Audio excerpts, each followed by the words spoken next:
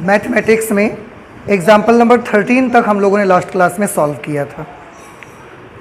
आज हम लोग एग्जाम्पल नंबर 14 को कैलकुलेट करना चाहेंगे। ठीक है, देखिए एग्जाम्पल नंबर 14 आपके सामने ये लिखा हुआ है, b plus C A B C plus A B C A plus B, और इसे सॉल्व करके आपको 4abc ला के दिखाना है, सिद्ध करना है। तो हम एक काम करते हैं, इसका लेफ्ट हैंड साइड ले लेते हैं। ये हमने इसका लेफ्ट हैंड साइड ले लिया और इसको हम कैलकुलेट करना चाहेंगे। बताइए क्या कुछ, पहले लेफ्ट हैंड साइड नोट कर लेते हैं जरा एक बार हम। तो ये लिखेंगे b plus C A B C plus A C, ये b और ये a प्लस बी। अब आप ये मुझे बताइए, इसमें एक भी जीरो नहीं है, क्या आप ज़ीरो बना सकते हैं इसमें कुछ भी प्रोसेस करके? बताइए बना सकते हैं या नहीं बना सकते?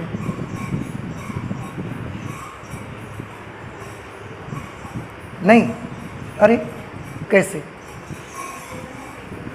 C1 माइनस C2 बिल्कुल सही है। देखो C1 में C2 अगर आप माइनस कर देंगे तो C में C माइनस हो जाएगा, एक ज़ीरो आ जाए कि नहीं आ जाएगा? तो बस कर लो, एक ही ज़ीरो बनाओ। पहले हम ये कर लेते हैं, C1 changes to C1 minus C2। C1 को चेंज करेंगे कैसे? C1 में C2 माइनस करके, इसमें इसको माइनस करेंगे तो B प्लस C में A माइनस कर देंगे तो B plus C minus A, फिर B में इसको माइनस करेंगे तो B minus C minus A। B में जब इसको माइनस करेंगे तो दोनों के निशान बदल जाएंगे। इधर C में से C को माइनस करेंगे तो ये कितना आ जाएगा? ज़ीरो। और तो कुछ करना नहीं है हमको, तो A और यहाँ पर C plus A, C A B A plus B। C1 change हो गया C1 माइनस C2 करने से। अब और भी कुछ किया जा सकता है क्या?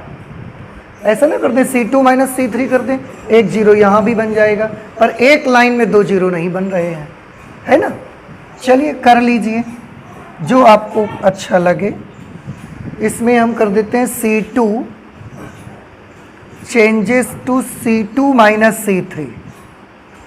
C2 परिवर्तित करेंगे C2 में C3 को माइनस करके, बाकी तो ऐसे ही लिख देंगे B plus C minus A, B minus C minus A और ये ज़ीरो। अब इसमें इसको माइनस करेंगे बेटा, A में A माइनस करोगे ज़ीरो, C प्लस A में B माइनस कर देंगे तो C plus A minus B, और यहाँ पर C में इसको माइनस करेंगे तो C minus A minus B। C3 जो है वो सेम वैसा ही बना रहेगा, C3 में कोई परिवर्तन नहीं होगा। अब वैसे तो ज़्यादा तो नहीं कुछ लग रहा है कुछ हो पाएगा। देखो कुछ किया जा सकता है, अगर हम इसको ऐड करेंगे तो यहाँ पर C से C कैंसिल हो जाएगा, 2B माइनस A आ जाएगा, कुछ ज़्यादा हासिल नहीं हो पाएगा। अब आप एक काम करो, किसी भी के सापेक्ष प्रसार कर दो जिसमें भी जीरो हो। किसके सापेक्ष करेंगे बताइए? चाहे आप R1 के सापेक्ष कर दो, चाहे आप C1 के सापेक्ष कर दो। हम एक काम करते हैं, R1 के सापेक्ष कर देते हैं, ठीक है? तो यहाँ लिख देंगे R1 के सापेक्ष।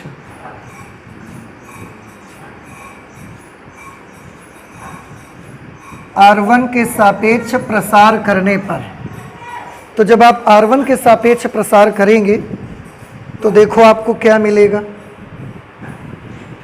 R1 का पहला एलिमेंट बताइए क्या है? B plus C minus A। Diagonal element है कि नॉन डायगोनल एलिमेंट? प्लस रहेगा कि माइनस रहेगा? तो plus B plus C minus A। ठीक, छोटी सी सारणिक बनाएंगे, जो अंदर बचेगा उसको लिखेंगे, दोनों तरफ से इसी को ढक देंगे ऐसे। अब अंदर जो बचा उसको नोट कर लीजिए, C plus A minus B, C plus A minus B, B C minus A minus B, C minus A minus B, और यहाँ पर ये क्या लिखा हुआ है? A plus B। ठीक, आगे चले तो क्या मिल गया? ज़ीरो। डायगोनल एलिमेंट है कि नॉन डायगोनल है? नॉन डायगोनल, माइनस की प्लस, माइनस जीरो, और जीरो लिखेंगे फिर उसके साथ कुछ भी करोगे जीरो ही तो आएगा बेटा, हटाओ नहीं लिखते। और आगे चलिए, ए मिला हमको, ए डायगोनल एलिमेंट है, डायगोनल एलिमेंट है इसलिए प्लस ए, और क्षैतिज और ऊर्ध्वाधर दोनों तरफ से ए को ढक दीजिए, ऐसे भी और ऐसे भी। जो बचा उसको नोट कर लीजिए, ये बचे इनको नोट कर लो, B minus C minus A, B minus C minus A, B minus C minus ए, और ये बच जाएगा सी प्लस ए माइनस बी, फिर यहाँ पर ज़ीरो, और यहाँ पर आ जाएगा सी माइनस ए माइनस बी। R1 में और तो कोई एलिमेंट बचा नहीं, खत्म, तो अब नहीं लेते, बस इसी को कैलकुलेट करेंगे। ये यहाँ पर है b प्लस सी माइनस ए, इसको कैलकुलेशन करते समय क्या करेंगे आप? सबसे पहले इसको इससे गुणा करेंगे, फिर माइनस इसको इससे गुणा करेंगे। तो पहले इसको इससे मल्टीप्लाई करिए, उसमें भी a का पहले करो, तो यह आ जाएगा AC plus A square minus A B, A C plus A square minus A B, फिर b को इससे मल्टीप्लाई किया हमने, तो plus B C plus A B, और ये माइनस बी स्क्वायर। तो इसका भी इससे मल्टीप्लाई किया, माइनस इसको इससे मल्टीप्लाई करेंगे तो माइनस रहेगा, और b को इससे मल्टीप्लाई करेंगे तो माइनस की वजह से सारे निशान भी बदलते जाएंगे। b का गुणा इससे करोगे तो वैसे क्या आएगा? प्लस बी सी, लेकिन माइनस की वजह से क्या हो जाएगा? माइनस बी सी। b का इससे करेंगे तो माइनस ए बी आना चाहिए, पर माइनस की वजह से प्लस ए बी हो जाएगा। b का इससे करेंगे तो माइनस बी स्क्वायर आना चाहिए प्लस, लेकिन ये प्लस बी स्क्वायर हो जाएगा, क्योंकि बीच में माइनस लगाते हो ना आप, हमने डायरेक्ट कर दिया है। इसको कुछ करना नहीं है, और आगे चलेंगे तो ये a मिल जाएगा हमको। अब इनको आपस में मल्टीप्लाई करो, तो पहले इसको मल्टीप्लाई करिए, b का पहले इन तीनों में करो, तो b का c से किया बी सी, b का a से किया तो माइनस ए बी, फिर b का माइनस b से किया तो माइनस बी स्क्वायर, फिर माइनस c को तीनों से करेंगे तो minus C square, minus c का माइनस a से किया plus A C, minus c को माइनस b से किया प्लस बी सी, फिर माइनस a को इससे करेंगे तो ये हो जाएगा minus A C plus A square और प्लस ए बी। क्यों? क्या ये नहीं करना पड़ेगा? ये करना पड़ेगा, लेकिन अगर हम करेंगे भी बेटा तो माइनस लगा के इसको करेंगे तो इसका जीरो से करेंगे तो पूरा जीरो हो जाएगा, तो उसका तो मतलब बेकार हो गया ना। फिर तो नहीं समझ आया भाई? आप इसमें माइनस लगाएंगे अभी, फिर क्या करेंगे? फिर इसका गुणा इससे करेंगे तो वो पूरा क्या हो जाएगा?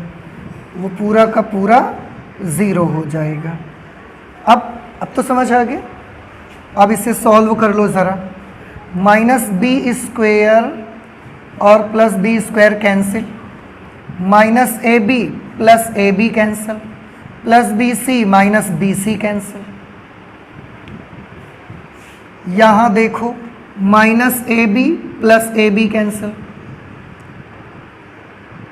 और plus A C minus A C cancel, B C cancel होंगे नहीं, ये minus B square minus C square और ए स्क्वायर, तो ये भी कैंसिल नहीं होंगे। चलिए सॉल्व कर लेते हैं भाई। अब हम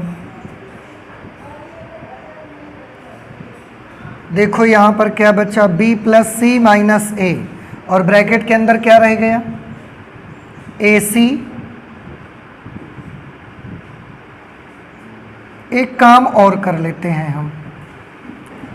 देखो बेटा, ये तो हमने नोट कर दिया, इसके अंदर ए सी, ए स्क्वायर और ए बी बचा। इन तीनों से हम ए कॉमन लिए ले रहे हैं। अगर तीनों से आप ए कॉमन कर लोगे तो अंदर क्या रह जाएगा? सी प्लस ए और प्लस बी। ठीक, प्लस लगाया, ए लिखा यहाँ। यहाँ अंदर क्या बचेगा?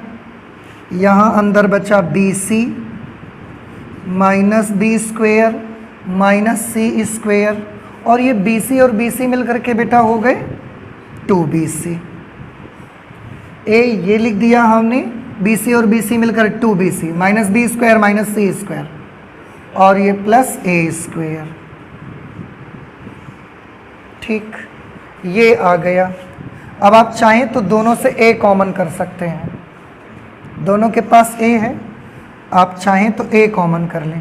ए अगर कॉमन कर लेंगे तो यहाँ क्या रह जाएगा, ये रह जाएगा और ये रह जाएगा, और फिर बाद में दोनों का क्या करना पड़ेगा हमें, गुणा। तो पहले ही कर लो पहले, बी का इससे करो तो ये आ जाएगा BC, बी का ए से किया हमने AB, बी का बी से कर देंगे तो कितना हो जाएगा B स्क्वायर, सी का सी से करेंगे तो ये आ जाएगा C स्क्वायर, सी का ए से करेंगे तो प्लस AC, सी का बी से कर देंगे तो प्लस BC, माइनस ए का अब इससे करेंगे तो माइनस AC, माइनस ए का ए से करेंगे तो माइनस ए स्क्वायर, माइनस ए का बी से करेंगे तो माइनस AB। देखो ए कॉमन लिया तो वो ये लिखा है, इन दोनों का गुणा करा दिया, इससे जब ए कॉमन चला जाएगा तो क्या रह जाएगा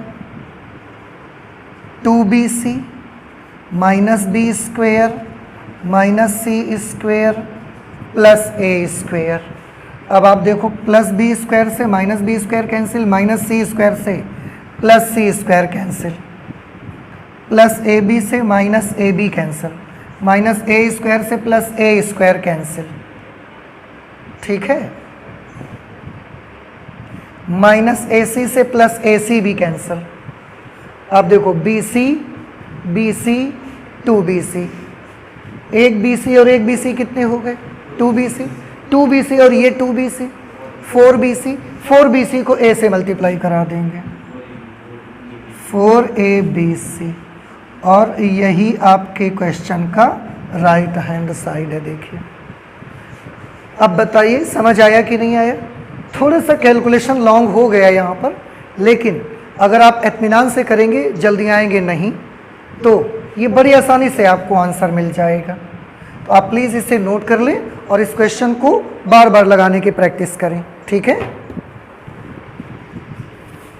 एग्जाम्पल नंबर 15 में है, लिखा है कि यदि x y z विभिन्न हो, मतलब x y z, इस क्वेश्चन में जो आपको x y और z दिख रहे हैं सब विभिन्न है।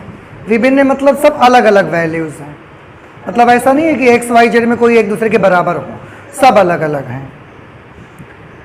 और डेल्टा इज इक्वल टू, ये एक डिटर्मिनेंट दी गई है, इस डिटर्मिनेंट की वैल्यू 0 के बराबर दी उन्होंने, तो दर्शाइए कि 1 plus X Y Z is equal to 0। कहने का मतलब यूँ दो बातें उन्होंने बताई। पहली चीज़ कि एक्स और वाई जेड, एक्स वाई और जेड सब अलग अलग नंबर हैं। दूसरी चीज़ ये डिटर्मिनेंट 0 के बराबर है। तो ये दो बातें दी गई, तो तीसरी आपको प्रूव करनी है कि 1 plus X Y Z is equal to 0। देखिए कैसे आप करिएगा। इसके लिए सबसे पहले मैं इसको नोट कर लेता हूँ। ये जो हमारी डिटर्मिनेंट है ना, इसी को हम लिख लेते हैं। इसको नोट कर लीजिए, X square 1 plus X cube Y square 1 plus Y cube Z square और 1 प्लस जेड क्यूब। ठीक है, आप याद करें, एक प्रॉपर्टी एक थी डिटर्मिनेंट में आपने पढ़ी थी कि अगर कोई भी एक रो या कोई भी एक स्तंभ दो अवयवों के योग से बना हो तो हम दो अलग अलग सरणिकों के योग के रूप में उसको लिख सकते हैं। जैसे ये वाला कॉलम देखिए, दो एलिमेंट्स के योग से बना है, तो हम इसको अलग करना चाहते हैं। कैसे करेंगे आप देखिए, लिखेंगे X Y Z, X square Y square Z square, और क्या लिखा जाए बताओ, 1 1 1 प्लस, अब देखिए यहाँ पर और बचेगा क्या, तो X Y Z, X square Y square Z square, और यहाँ पर आ जाएगा X cube Y cube Z cube. ठीक है, अब थोड़ा गौर कीजिएगा ज़रा।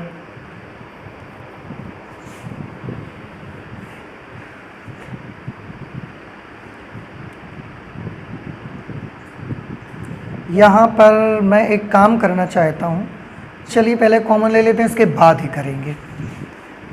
ये तो डिटर्मिनेंट आप ऐसे ही लिख ही रहने दीजिए, y square 1 z square 1 plus, ध्यान से देखना बेटा, ये जो डिटर्मिनेंट आप देख रहे हैं ना, इसकी पहली रो आप देखिए, पहली रो में x कॉमन मिल सकता है, दूसरी रो में y कॉमन मिल सकता है, और तीसरी रो से z कॉमन ले सकते हैं। और वैसे भी डिटर्मिनेंट में कॉमन या तो किसी एक रो या एक कॉलम से ही ले पाते हैं एक बार में। तो हमने क्या किया, इस रो से x, R2 से y और R3 से z कॉमन कर लिया, तो इससे x निकल आएगा, इससे y निकल आएगा और इससे z निकल आएगा। अब अंदर में बचेगा क्या, देखो यहाँ क्या बचेगा 1, यहाँ क्या बचेगा x, यहाँ पर आ जाएगा x स्क्वेयर, यहाँ पर होगा 1, ये बचेगा y और ये y स्क्वेयर, ये 1, ये z और ये z स्क्वेयर, ऐसा बन गया। ठीक है।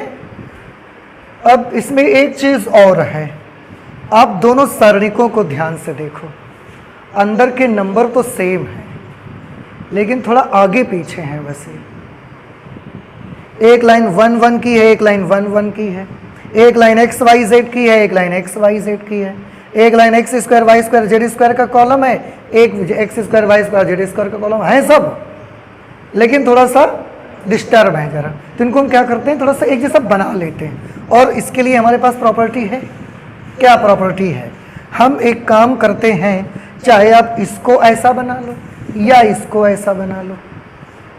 मैं क्या करना चाहता हूँ, मैं इसको ऐसा बनाना चाहता हूँ।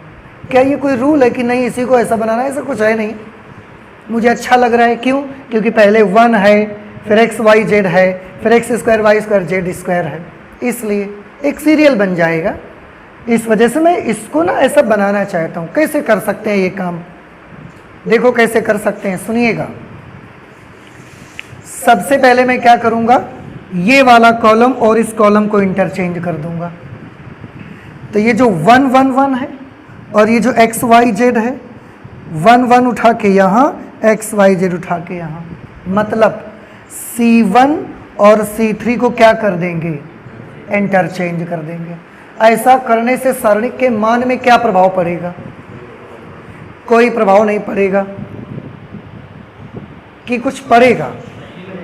चिन्ह बदल जाएगा। प्रॉपर्टी याद करिए, कोई प्रभाव तो तब नहीं पड़ता जब आप रो को कॉलम और कॉलम को रो में बदल देते हैं, लेकिन अगर आप एक कॉलम दूसरे कॉलम को इंटरचेंज करते हैं तो चिन्ह बदल जाएगा। तो अभी ये प्लस है, हम C1 और C3 को इंटरचेंज करेंगे तो इसके आगे एक माइनस लग जाएगा। चलिए कर दीजिए, इसे में करेंगे उसमें नहीं। C1 इंटरचेंज्ड विथ C3, क्या पा जाएंगे आप देखो, ये 1 1 1 हो जाएगा,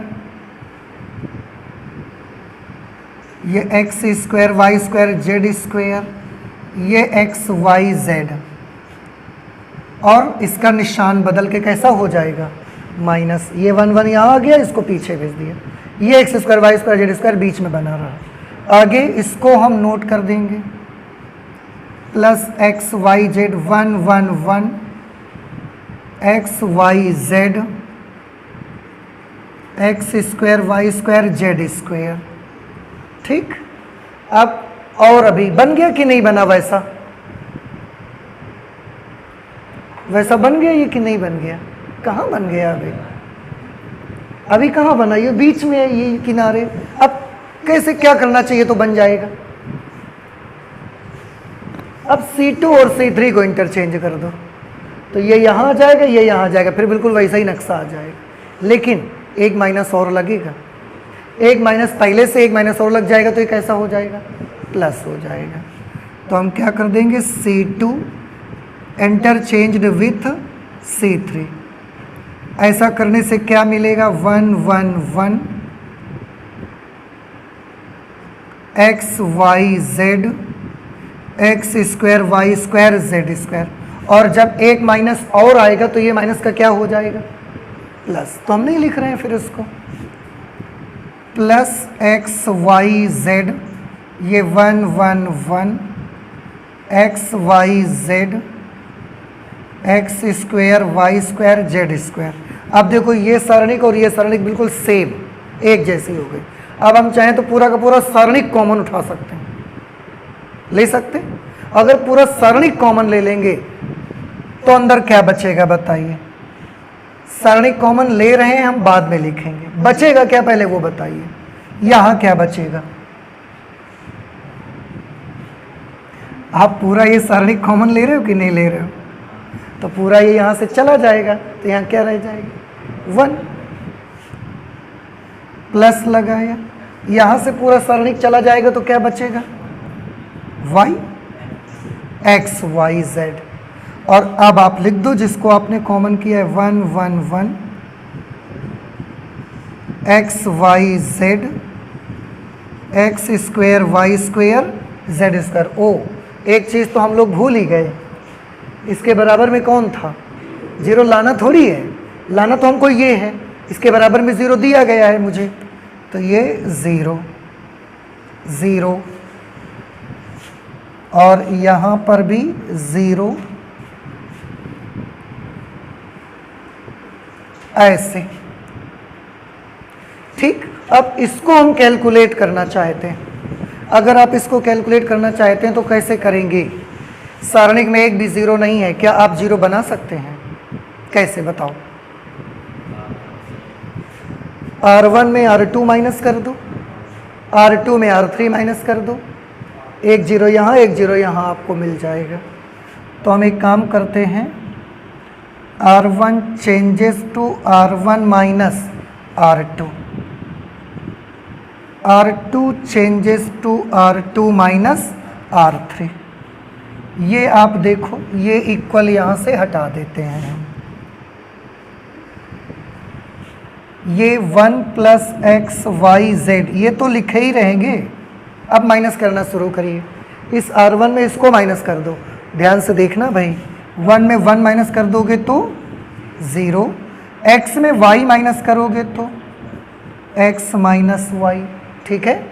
एक्स स्क्वायर में वाई स्क्वायर माइनस करोगे तो ये आ जाएगा X square minus Y square, और ये आइडेंटिटी बन गई। देखो A square minus B square याद है आपको क्या होता था, A plus B A minus B, तो हम इसको लिख देते हैं X minus Y X plus Y. समझ आया कि नहीं बताओ, डायरेक्ट हमने नोट कर दिया भाई। इसमें आप इसको माइनस करते तो X square minus Y square बनता, और इसका फॉर्मूला होता है X minus Y into X plus Y, तो वो हमने डायरेक्ट लिख दिया। अब R2 में R3 माइनस करो, ये R2 है, ये R3, इसमें इसको माइनस करो, 1 में 1 को माइनस करोगे 0, y में z को माइनस करोगे तो y माइनस z, फिर y स्क्वायर में z स्क्वायर को माइनस करोगे, y स्क्वायर में z स्क्वायर को माइनस करेंगे तो ये a square minus B square का फिर बन गया फॉर्मूला। क्या आ जाएगा इसकी value, y minus Z into Y plus Z, यही डायरेक्ट यहाँ लिख देंगे y minus Z Y plus Z. R1 बदल गया, R2 बदल गया, R3 में तो कोई बदलाव करना नहीं है, तो उसको आप वैसे ही लिख दो 1 z square is equal to 0। Clear. अच्छा, अब और आगे देखिए ध्यान से, ये R1 आप देखो, R1 में से हम x माइनस वाई कॉमन ले सकते हैं, R2 में से y माइनस जेड कॉमन कर सकते हैं, दो सब में मिल रहा है।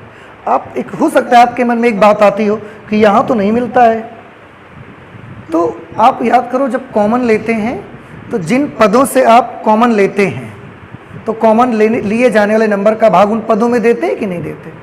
तो जब आप x माइनस वाई कॉमन लोगे फिर 0 में भाग दोगे तो x माइनस वाई का 0 में भाग जाएगा कि नहीं जाएगा, चला जाएगा। तो ठीक है, कॉमन हम ले सकते हैं, कोई प्रॉब्लम नहीं है। क्या रह जाएगा देखो यहाँ x plus 1 plus X Y Z, ठीक है।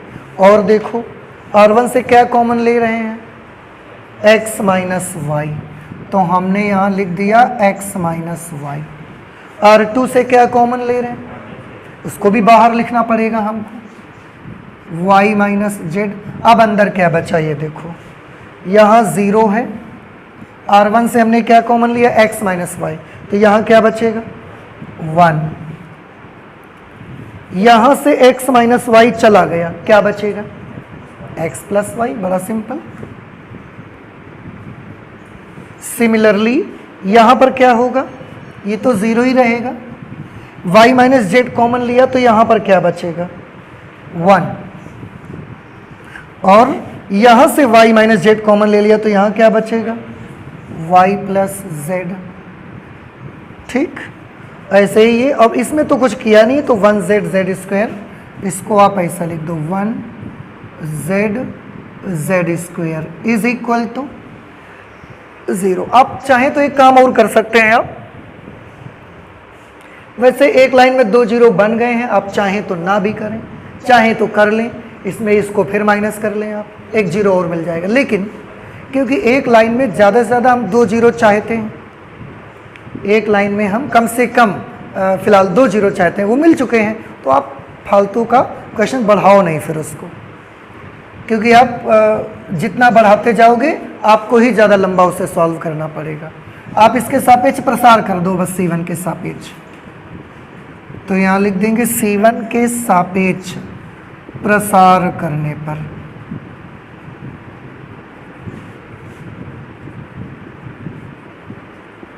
बउआ हो। आपको ये समझ में आया कि हम आपको क्या बताना चाहते हैं? हमने क्या बताया, आप चाहें, अगर आपकी मर्जी हो तो आप R1 मम्मी आई तो R2 माइनस कर लो, 1 जीरो यहाँ और मिलेगा आपको, ठीक है। लेकिन क्योंकि एक लाइन में कम से कम हम 2 जीरो चाहते हैं और वो मिल चुका है, तो फिर मत करो आप, फालतू क्वेश्चन बढ़ेगा ही और उससे कोई फायदा नहीं होगा, लाइंस बढ़ते चली जाएंगी आपकी। आप प्रसार कर दो C1 के सापेक्ष, C1 के सापेक्ष प्रसार करना है। पहले तो जो आगे है उसको तो लिखो, 1 plus X Y Z into X minus Y into Y minus Z. अब हमको प्रसार करना है इसका C1 के सापेक्ष। C1 का पहला एलिमेंट क्या है बताओ, 0। लिखने से फायदा मिलेगा? कोई फायदा नहीं है। आप 0 का लिखोगे भी तो सब पूरा 0 हो जाएगा। C2 का सेकंड एलिमेंट कौन है, कोई फायदा मिलेगा लिखने से? कोई फायदा नहीं। C1 का तीसरा एलिमेंट कौन है, इसको नोट करो। ये डायगोनल एलिमेंट है कि नॉन डायगोनल है? डायगोनल है। प्लस होगा कि माइनस? +1। और यहाँ सारणिक बना लो आप। क्या करना है बताइए? 1 तो हमने लिख दिया, अब करना क्या है? अरे क्या पढ़ते रहते हैं आप, उतनी जाने कितने दिनों से हम बार बार बता रहे हैं। आपने जब 1 लिखा तो क्षैतिज और ऊर्ध्वाधर दोनों तरफ से किसको ढक दो, 1 को ढक दो। यही तो करना है आपको, ऐसा और ऐसा 1 ढक दो आप। अब जो बचा उसको नोट कर दो। दिख रहा है क्या बचा, उसको नोट कर दीजिए। 1 1 x plus Y Y plus Z. और C1 का और तो कोई एलिमेंट बचा नहीं, तो छोड़ो फिर।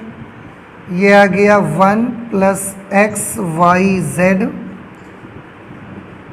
Into X minus Y into Y minus Z.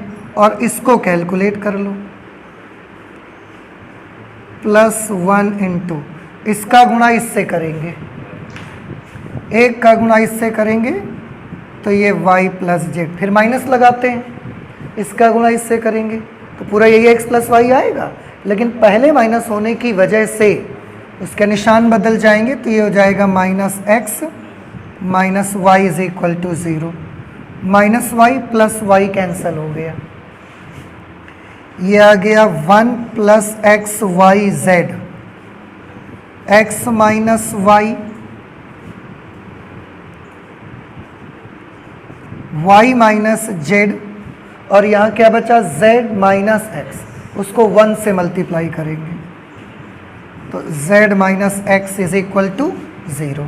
देखो लास्ट में ये लेके आए, लेकिन ये कोई हमें लाना थोड़ी है, हमें तो ये करके दिखाना है कि 1 प्लस एक्स वाई जेड का मान किसके बराबर होगा, 0। अब थोड़ा ध्यान से देखिए, आपको हमने पहले भी कई बार ऐसे चांसेस आए हैं जब हमने इस तरीके की कुछ बातें आपको बताई हैं कि किन्हीं भी 2, 3, 4 कहीं भी कितने भी नंबर हों, उन सब का गुणनफल अगर 0 है तो इसका क्या मतलब है।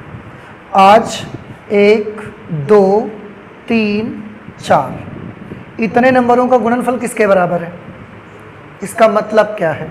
इसका मतलब ये है कि कुछ नंबरों का गुणनफल 0 तभी होता है जब उनमें से कम एक नंबर अवश्य 0 के बराबर हो। आप सोचो, क्या कभी आपको ऐसा हुआ कि 2 नॉन ज़ीरो नंबर्स को मल्टीप्लाई किया और आंसर 0 आ गया। 4 और 5 का गुणा करा तो कभी 0 आया आपका। क्यों? क्योंकि दोनों नंबरों में कोई 0 नहीं है। तो 2 नंबरों का मल्टीप्लिकेशन तभी 0 हो सकता है जब उनमें से कम एक नंबर कैसा होना ही चाहिए। यहाँ 4 नंबर हैं और चारों नंबर आपस में कैसे हैं, गुणनफल में, और गुणा हो के आंसर किसके बराबर आ रहा है। इसका मतलब इन 4 नंबरों का गुणनफल कितना है। इसका मतलब साफ है कि इन 4 नंबरों का गुणनफल तभी 0 हो सकता है जब कम से कम एक तो किसके बराबर हो, कोई एक तो 0 के बराबर हो। तो देखो कौन 0 के बराबर है। क्या ये 0 के बराबर हो सकता है, ये 0 के बराबर, चारों में से कौन 0 के बराबर, ये सोचना है आपको क्या लगता है, बताइए कौन 0 के बराबर हो सकता है। 1 + x, y, z 0 के बराबर होगा। क्यों? ये 0 क्यों नहीं होगा, नहीं पता, कोई बात नहीं। इधर देखो, x, y, z सब विभिन्न है, सब अलग अलग नंबर हैं। अगर अलग अलग नंबर हैं तो x में y घटाने से कभी 0 आएगा, कभी 0 नहीं हो सकता। सब अलग अलग नंबर हैं तो आप एक काम करो ना, x को मान लो 5, y को 4, z को 3। सब अलग अलग हो गए कि नहीं हो गए। x को 5, y को 4, z को 3, सब अलग अलग हो गए। अब रख के देखो, 5 में से 4 घटाओ, 0 आ सकता है क्या। 4 में से 3 घटाओ, 0 आ सकता है क्या। 3 में से 5 घटाओ, 0 आ सकता है क्या, कभी नहीं आ सकता। इसका मतलब ये हुआ कि अगर x, y और z सब अलग अलग हैं तो ये नंबर और ये नंबर कभी 0 नहीं हो सकते। तो यहाँ लिखेंगे क्योंकि x, y, z ये सब कैसे हैं, ये सब विभिन्न हैं, इसलिए x minus Y can not be equal to 0, y minus Z can not be equal to 0 and z minus x can not be equal to 0। इन तीनों में से तो कोई 0 हो ही नहीं सकता। अगर इन तीनों में से कोई 0 नहीं हो सकता तो फिर, और जबकि हमने डिसाइड क्या किया है कि 4 में से किसी एक को तो 0 होना चाहिए, तभी तो गुना 0 होगा। अब ये 3 0 है नहीं तो जाहिर सी बात है यही एक बचा, तो यही बेचारा 0 होगा। इसलिए स्पष्ट है कि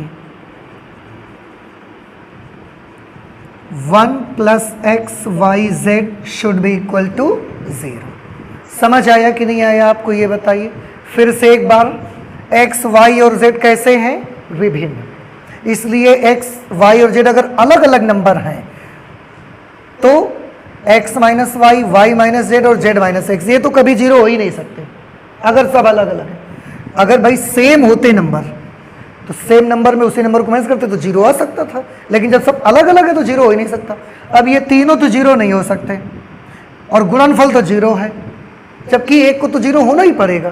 तो अगर ये तीनों 0 नहीं हो सकते तो फिर यही बचा और वही 0 के बराबर होगा, और यही हमको सिद्ध भी करना था। देखो ठीक है, तो आप इसे नोट कर लीजिए। ये क्वेश्चन नंबर 15 है, इसके बाद हम लोग आते हैं क्वेश्चन नंबर 16 लगाते हैं। ठीक है, नोट करें जल्दी से। नेक्स्ट एग्जाम्पल है 16th नंबर, बेटा देखें, लिखा हुआ है दर्शाइए कि 1 + a, ये एक सारणी दी है, 1 + a 1 1 1 1 + b 1 1 1 1 + c is equal to a b c 1 + 1/a + 1/b + 1/c is equal to a b c + b c + c a + a b। मतलब इसको इसके बराबर भी ला के दिखाना है और ये दिखाना है कि इसकी जो ये वैल्यू है ये इसके इक्वल भी है। तो इससे ये आप ले आओ, इससे ये लाना बहुत आसान है, आप बस ए बी सी का गुणा करा दोगे, ये आता चला जाएगा आपका। तो पहले इससे हम इसको लाते हैं और उसके लिए हम लेफ्ट हैंड साइड नोट कर लेते हैं। लेफ्ट हैंड साइड लिख लेंगे 1 प्लस ए, ये 1 और ये 1, यहाँ 1 प्लस बी 1, 1 1 और 1 प्लस सी। ठीक, अब आप एक काम करेंगे, रो 1, रो 2 और रो 3। वैसे तो यहाँ से कॉमन नहीं है कुछ भी, लेकिन क्योंकि मुझे ये चीज़ बनानी है इसलिए हम एक काम करेंगे कि R1 से A कॉमन करेंगे, R2 से B और R3 से C कॉमन करेंगे। देखो मैंने पहले भी बोल दिया है कि कॉमन है नहीं, लेकिन क्योंकि हमें ये बनाना है इसलिए हमको ये करना पड़ रहा है, और कर लेंगे तो ज़्यादा इजी रहेगा आपको। तो यहाँ पर लिख देंगे R1 से A, R2 से B तथा R3 से C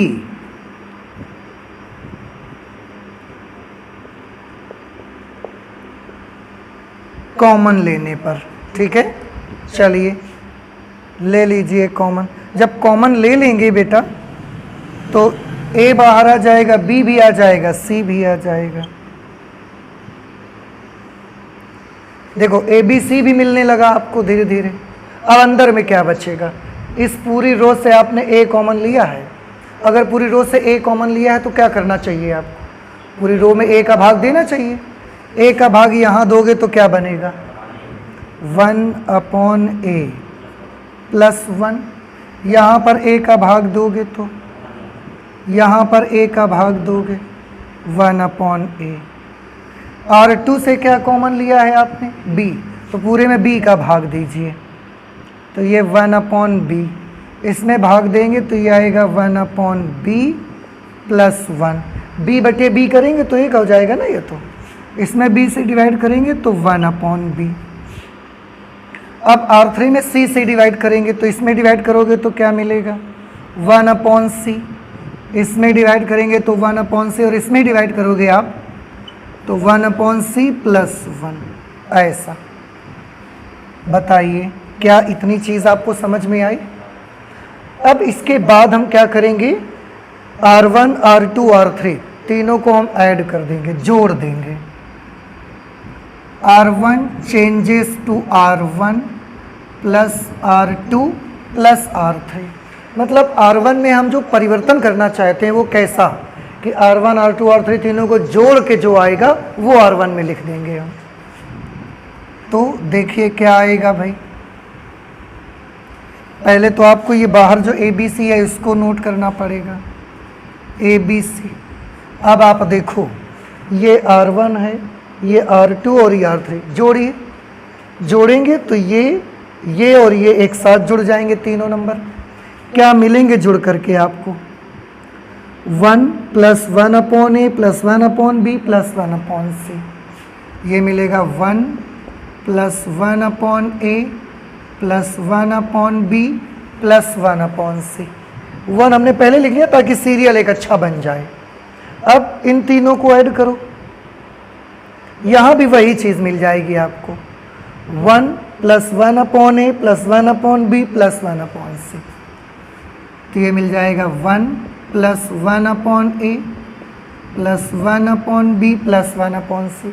इन तीनों को जोड़ो तो 1 plus 1/A plus 1/B plus 1/C। 1 plus 1/A plus 1/B plus 1/C। ये हमने ऐड करके नोट कर दिया। अब परिवर्तन तो केवल R1 में होना था और तो कहीं बदलाव नहीं होना है, तो R2 R3 जैसा है सेम वैसा ही आप नोट कर दो। यहाँ पर है 1/B, 1/B plus 1, 1/B plus 1। फिर यहाँ पर 1/B, तो 1/B, 1/C, 1/C, 1/C plus 1, 1/C, 1/C, 1/C plus 1। नहीं समझ आया, इतने तक में तो कोई डाउट है नहीं। चलिए और आगे चल, अब क्या कर लेना चाहिए हमको। R1 में देखो पूरी की पूरी R1 में सेम एलिमेंट है, कॉमन नहीं ले सकते हम, वहाँ से ले लेते हैं। तो लिख देंगे R1 से 1 + 1/a + 1/b + 1/c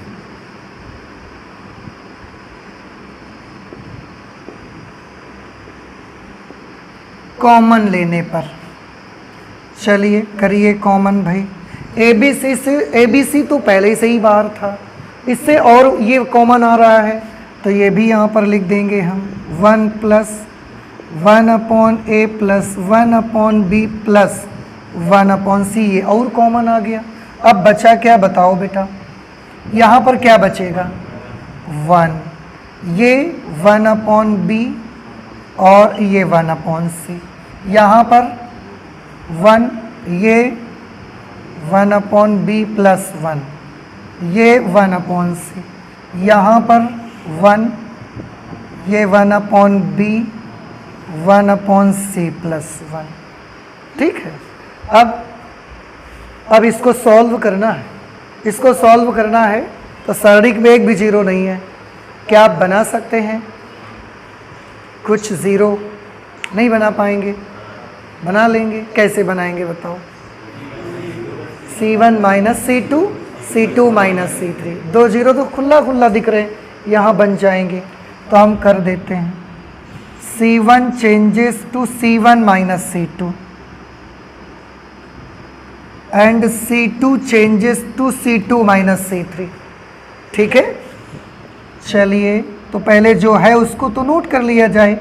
ABC 1 + 1/a + 1/b + 1/c into, देखिए माइनस करिए, इसमें इसको माइनस करिए, 1 में 1 माइनस करेंगे 0। बताइए बेटा 1/b में जब 1/b + 1 माइनस करोगे तो क्या बचेगा? अरे 1/b में माइनस करोगे इसको तो 1/b -1 निशान बदल जाएगा ना, ये कैंसल हो जाएगा। क्या बचा? -1, 1/c - 1/c 0, 1/c में 1/c माइनस होगा, 0 हो जाएगा। अब इसको माइनस करिए, C2 - C3, 1 में 1 माइनस करेंगे 0, इसमें इसको माइनस करेंगे तो 1/b से 1/b कैंसिल, 1 आ जाएगा।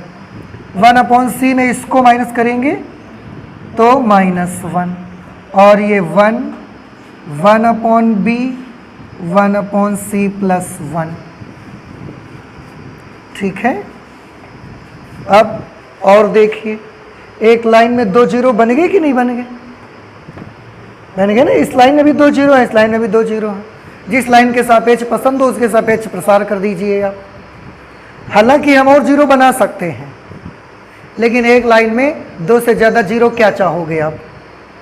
अगर देखो आप सोचोगे क्यों, एक लाइन में तो हम 3 जीरो चाहते हैं। हाँ सच में एक लाइन में 3 अवयव होते हैं कि नहीं होते, 3 एलिमेंट, तो ज़्यादा से ज़्यादा कितने जीरो आ सकते हैं? 3। लेकिन आपको मैं एक चीज़ बता दूं, जिस सारणिक की एक लाइन में 3 जीरो आ जाएंगे उस सारणिक का मान 0 हो जाएगा। क्यों? हम उसी के सापेक्ष प्रसार कर देंगे तो एक भी नंबर नहीं लिखेंगे, हम 0 आ जाएगा आंसर। तो 0 ना होने से पहले तक मैक्सिमम 2 जीरो ले सकते हैं। तो 2 जीरो इस लाइन में भी आ गए, 2 जीरो इस लाइन में भी आ गए। आपको जिसके सापेक्ष पसंद हो उसके सापेक्ष प्रसार कर दो। करने को हम चाहेंगे तो C2 + C3 करेंगे तो प्लस और -1 जोड़ करके एक और जीरो बना लेगा। ये करने को हम कर सकते हैं, लेकिन कोई फर्क नहीं है, कोई फ़ायदा नहीं मिलेगा उससे, क्वेश्चन और लंबा ही हो जाएगा आपका। तो आप मत करिए, प्रसार करिए। अब आप ये डिसाइड कर लो कि हम किसके सापेक्ष प्रसार करके बता दें आपको। R1 के सापेक्ष कर दो कि C1 के सापेक्ष? जो आप कह दो हम उसी के सापेक्ष कर दो। हाँ जी, अरे क्या बात है, डिसाइड ही नहीं कर पाए आप। R1 के सापेक्ष, चलो R1 के सापेक्ष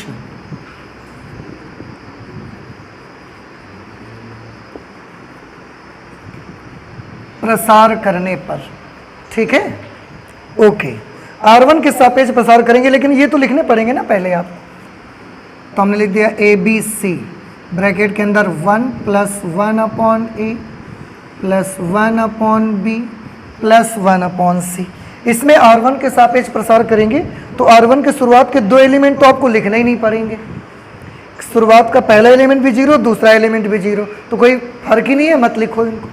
R1 में एक तीसरा एलिमेंट मिला जाके हमको, वो भी 1, और ये डायगोनल एलिमेंट है कि नॉन डायगोनल है, प्लस होगा कि माइनस, प्लस होगा, तो +1।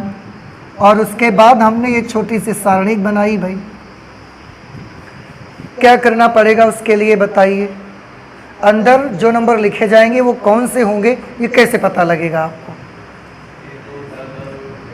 1 लिया है तो ऊर्ध्वाधर, क्षैतिज और ऊर्ध्वाधर दोनों तरफ से इसी को ढक दीजिए। अब क्या बचा देखो, -1 1 0 -1, -1 1 0 -1, A B C 1 + 1 upon A plus 1 upon B plus 1 upon C, -1 1, oh I'm sorry,